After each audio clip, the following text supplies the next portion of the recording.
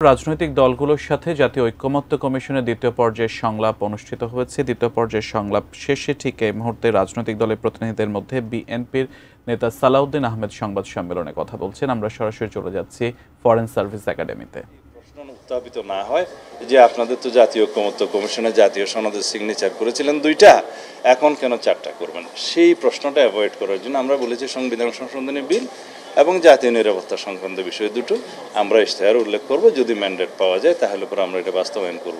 সেটা এডিশনাল একটা শিটে বা নোট অফ ডিসেন্ট আকারে বা যে কোনো একটা সংযুক্ত হিসাবে থাকবে, সেই বিষয়টা একটা আমাদের মতামত এসছে।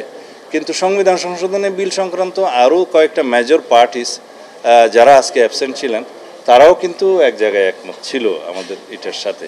তো এই বিষয়টা আমার মনে হয় নিশ্চয়ই ঐক্য কমিশনের সহসভাপতি জনাব আলী রিয়াজ সাহেব বলেছেন।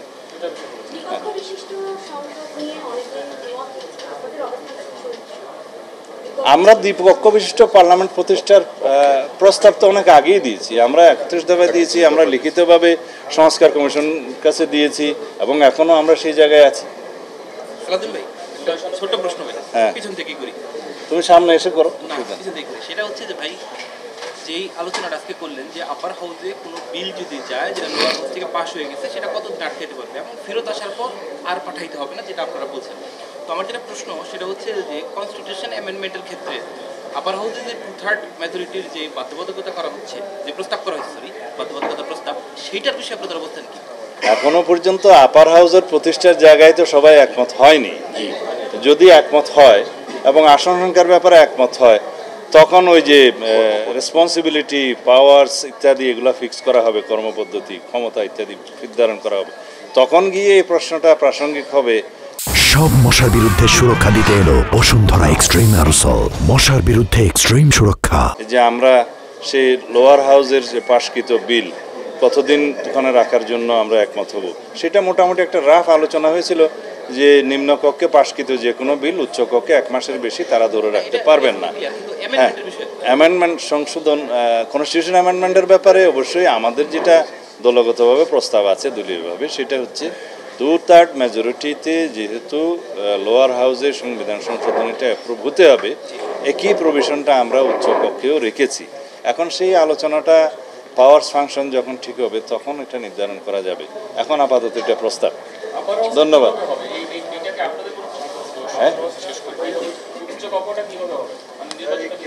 সেই বিষয়ে এখনো একমত হয় না। আমাদের প্রস্তাবটা হচ্ছে নারী আসনগুলো যেভাবে আসনের সংখ্যা অনুপাতে হচ্ছে সেই হিসাবটা আমাদের প্রস্তাব। যদি কোনো ভালো প্রস্তাব আসে, সবার কাছে গ্রহণযোগ্য হয়, আমরা অবশ্যই সেটা বিবেচনা করব। আসনের সংখ্যানুপাতিকে আমরা আছি, যদি নারী আসনে সেটা এখন যেটা প্রভিশন আছে, হ্যাঁ আপারের কথাই বলছি আমি।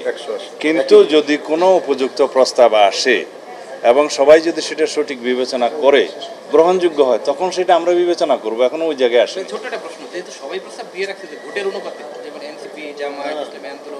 সবাইয়ের প্রস্তাব তো নাই, আরো অনেকের প্রস্তাব আছে।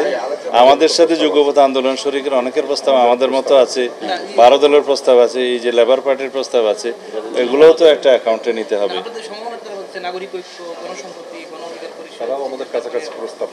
কেউ কেউ হয়তো একটু ডেভিয়েট হয়েছে, কিন্তু কাছাকাছি প্রস্তাব আছে, বাট এটা আলোচনার দাবি রাখে।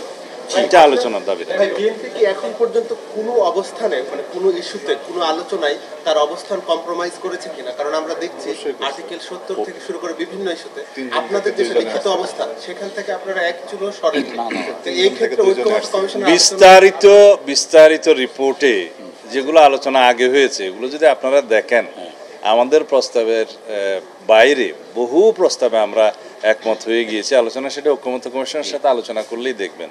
এবং নীতিগতভাবে একমত হয়েছি, আংশিকভাবে অনেকগুলো একমত হয়েছি, জুডিশিয়ারির ক্ষেত্রে, অ্যাডমিনিস্ট্রেশনের ক্ষেত্রে, দুদকের ক্ষেত্রে এবং আরও অন্যান্য ক্ষেত্রে, যেমন নির্বাচনী ব্যবস্থার ক্ষেত্রে বহু জায়গায় আমরা একমত হয়েছি যেগুলো আমাদের প্রস্তাবের বাইরে ছিল।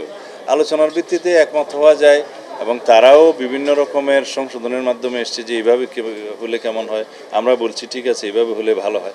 এভাবে অনেক এসছি, যেমন আজকে 70 অনুচ্ছেদের ব্যাপারে আপনারা বলছেন, 2টা বিষয়ে সবাই একমত, আমরাও একমত হয়েছি, কিন্তু আমরা বলেছি যে আমাদের দলের পক্ষ থেকে আমরা এই দুইটা নোট অফ ডিসেন্ট দিয়ে এইভাবে সংযুক্তি রাখতে চাই, যেহেতু আমরা মনে করি জাতীয় নিরাপত্তার পরিস্থিতি, যুদ্ধ পরিস্থিতিতে অবশ্যই জাতিকে একমত হতে হবে, এটা ওপেন রাখলে হবে না। আর সংবিধান সংশোধনের বিলের ক্ষেত্রে আমরা যদি আস্থা ভোটের ক্ষেত্রে একমত হতে পারি, তাহলে সংবিধান সংশোধনের বিলের ক্ষেত্রে কোনো একমত হব না।